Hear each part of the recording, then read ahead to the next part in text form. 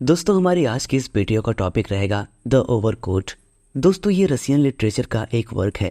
इस short story को लिखा है निकोलाई गोगोल ने। इसको पब्लिश करवाया गया था 1842 में। दोस्तों द ओवरकोट रशियन लिटरेचर का सबसे ग्रेटेस्ट शॉर्ट स्टोरी है, यानी कि अभी तक का सबसे अच्छा शॉर्ट स्टोरी माना जाता है। तो आइए दोस्तों हम इसकी समरी को डिस्कस करते हैं। दोस्तों इस कहानी की शुरुआत होती है रूसी विभाग में काम करने वाले एक कॉपीरिस्ट से, जिसका नाम है अकाकीविच। ये अकाकी लो क्लास का क्लर्क है। ये स्टोरी इसी अकाकी के लाइफ और डेथ के बारे में है। हमारा नरेटर अकाकी के बारे में बताता है कि जन्म से ही उसकी किस्मत में एक औसत दर्जे का व्यक्ति बनने और महत्वहीन जीवन जीने के लिए लिखा था। अकाकी का फैमिली नेम बसमाचकिन था।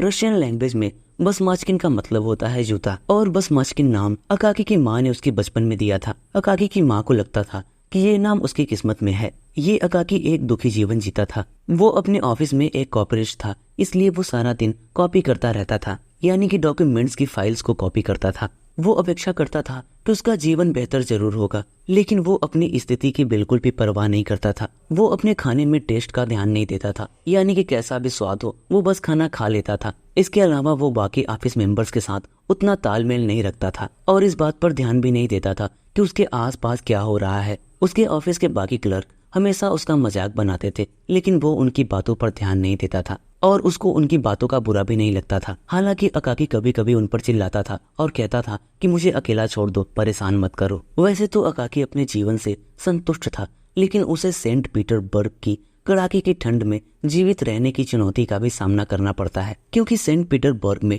ठंड बहुत ज्यादा थी और अकाकी का ओवरकोट फटा हुआ था। अकाकी डिसाइड करता है कि उसे अपने ओवरकोट की मरम्मत करवा लेनी चाहिए। अकाकी का कोट फटा और पुराना था, इसलिए उसे अपने ऑफिस में मजाक का पात्र भी बनना पड़ता है। वो अपने ओवरकोट की मरम्मत कराने के लिए एक शराबी दर्जी के पास जाता है। इसका नाम था पेट्रोविच। पेट्रोविच अकाकी से कहता है कि तुम्हारा कोट इतना घिस गया है कि अब वो मरम्मत कराने के लायक नहीं है। इसलिए वो दर्जी अकाकी को एडवाइस करता है कि तुम्हें 150 रूबल में एक नया कोट बनवा लेना चाहिए। अकाकी के पास उतने पैसे नहीं थे, इसलिए वो 80 रूबल में उस दर्जी को मना लेता है कोट तैयार करने के लिए। अकाकी को अपने ऑफिस से बोनस मिलता है, जिसके बाद अकाकी और पेट्रोविच यानी कि वो दर्जी बाजार जाकर कोट के लिए अच्छा कपड़ा खरीदते हैं। इसके बाद करीब 2 सप्ताह के बाद पेट्रोविच अकाकी का कोट तैयार कर देता है। कोट तैयार करने के बाद पेट्रोविच अकाकी का कोट उसके घर पर डिलीवर कर देता है। जब अकाकी अपना ओवरकोट पहनकर अपने ऑफिस पहुंचता है तो उसके बाकी साथी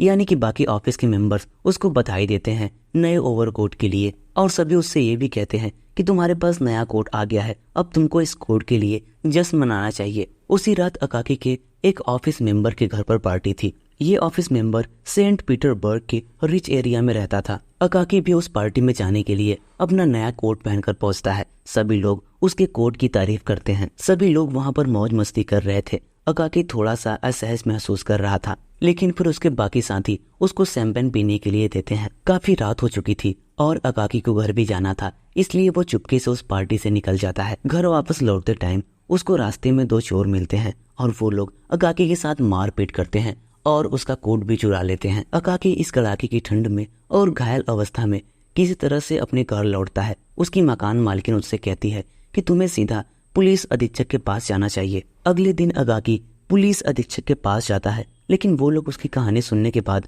उसके ऊपर शक करने लगते हैं। अकाकी अपने घर चला आता है और अगले दिन अपना पुराना कोट पहनकर अपने ऑफिस पहुंचता है। अकाकी के ऑफिस के बाकी मेंबर्स उससे कहते हैं कि तुम्हें पुलिस के पास नहीं जाना चाहिए, क्योंकि वो लोग हेल्प नहीं करेंगे जब तक कि इसमें उनका फायदा ना हो, बल्कि तुम्हें ऐसे व्यक्ति के पास जाना चाहिए जो सच में तुम्हारी मदद कर सके। अब अकाकी किसी प्रभावशाली व्यक्ति से मिलने के लिए जाता है जो अपने दोस्तों के प्रति दयालु है, लेकिन इस व्यक्ति को अपनी गवर्नमेंट पोस्ट का दिखावा करने में ज्यादा मजा आता है। जब अकाकी उस व्यक्ति से मिलने के लिए आता है तो वो अपने दोस्त के साथ बैठकर अपनी शक्ति का प्रदर्शन करता है और अकाकी को इंतजार करवाता है। फिर वो थोड़ी देर बाद अकाकी को मिलने के लिए बुलवाता है। अकाकी उससे बताता है कि मेरा कोट चोरी हो गया है। वो व्यक्ति अकाकी की बात सुनकर कहता है कि तुम्हें न्यूज चैनल के जरिए अपने कोट के लिए अपील करनी चाहिए। इस पर अकाकी कहता है कि मुझे सरकारी चैनलों पर भरोसा नहीं है। ये बात सुनकर उस व्यक्ति को गुस्सा आ जाता है। वो अकाकी के ऊपर चिल्लाने लगता है जब तक कि अकाकी उसके ऑफिस से बाहर नहीं निकल जाता।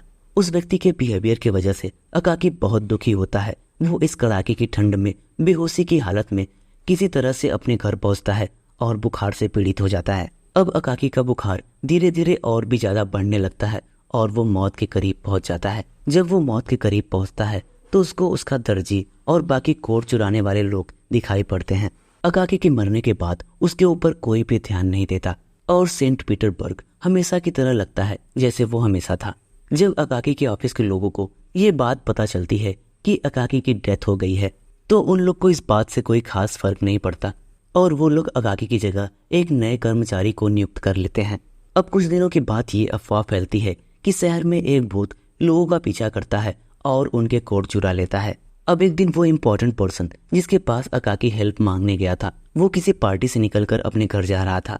रास्ते में उसको ये महसूस होता है कि कोई उसके कॉलर पर हाथ रख रहा है।